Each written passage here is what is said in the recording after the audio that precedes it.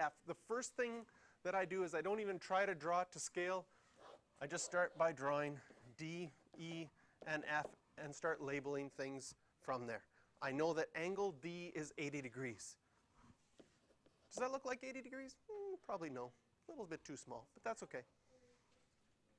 And DE goes from D to E. That's going to be 5. And FE is going to be 8. Is this possible to use the sine law? Yes. We have an angle and an opposite side. So, quick check. Is it a 90-degree triangle? No. There's nothing indicated to say that it is 90 degrees. So, we have to use the sine law. In the sine law, is this the ambiguous case? No, because the angle opposite the side opposite the angle is larger than the adjacent side. So there's only going to be one solution. We can go directly to our sine law. What's the first thing we're going to be able to solve for? Angle F. So that's how we set this up. We show that only one triangle can be solved. The way that you can describe that is the side opposite the angle is larger than the adjacent side.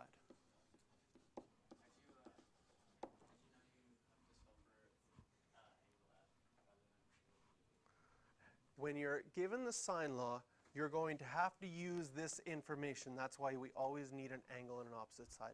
So that'll set up one of your ratios, sine A over A, sine B over B, sine C over C, one of those. Then in order to solve the other ratio, you have to have at least one piece of information. So I have the 5. That means the only thing I can solve for with the 5 is something that's opposite it.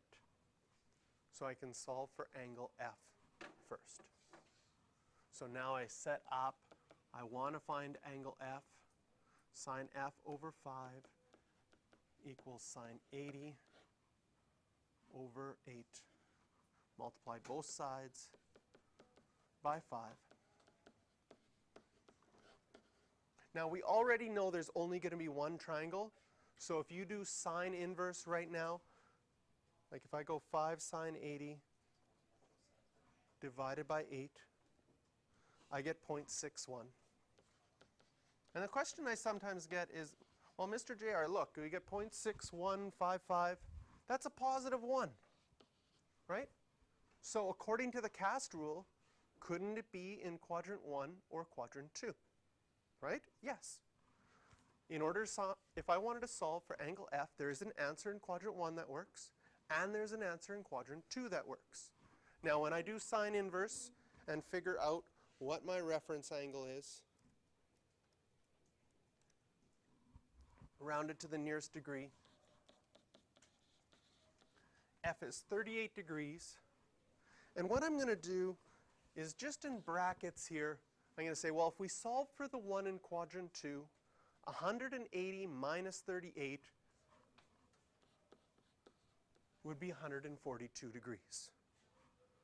So now, take these arrows away. Now we just solved for, and I'm going to put it in a different color, angle F at 38 degrees. Can you see why the 142 doesn't work? If I put 142 in, 142 plus 80 is already over 200 degrees.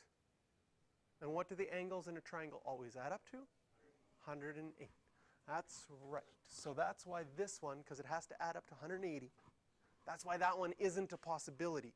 Even though if you do sine of 142 degrees, you will get 0.61555. It will work, but it doesn't work in a triangle because then the triangle's angles add up to too much. We need to solve this entire triangle. Once you have the 38 degrees, since they all have to add up to 180, this is 118. We have 62 degrees left for angle E. And now to solve for little e, we could use the sine law again.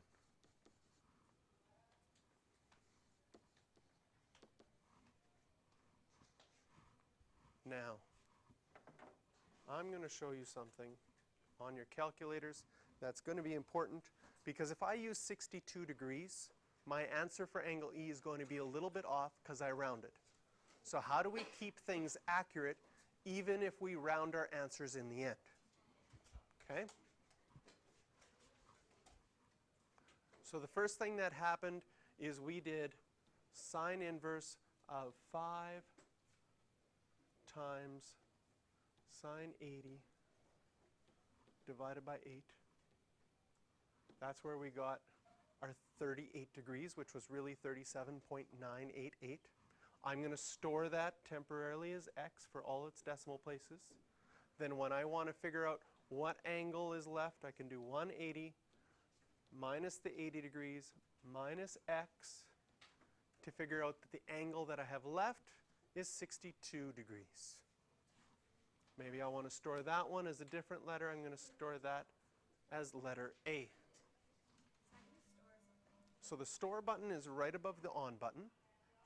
So as soon as you have an answer you'd like to store and you hit store, it automatically takes your previous answer and now allows you to choose any letter you want to store it as. X is the quickest one because it's just one button, but all of the letters can be found by pushing the alpha button. And then if maybe you wanted to store this one as E because really that was angle E in my diagram. That's probably a better letter to store it as because later on it'll make sense. Oh yeah, I used E for letter E. So now E over sine 62, maybe I'll just go dot, dot, dot to say that I'm not rounding that, is equal to 8 over sine 80. Notice here, I used my original values that weren't rounded. I didn't want to use the 38 because I knew I rounded that one. And so little e will multiply both sides by sine 62. Let me just look at my calculator. It's 62, yeah. 62.0 dot, dot, dot, all over sine 80. So now when I go to type this into my calculator, it was, maybe I'll use my fraction button so that I can write it just as a fraction. We had 8 sine, and now I'm going to go E,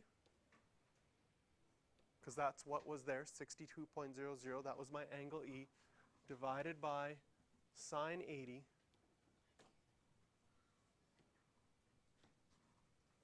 And we get that side E is 7.17. As a little check,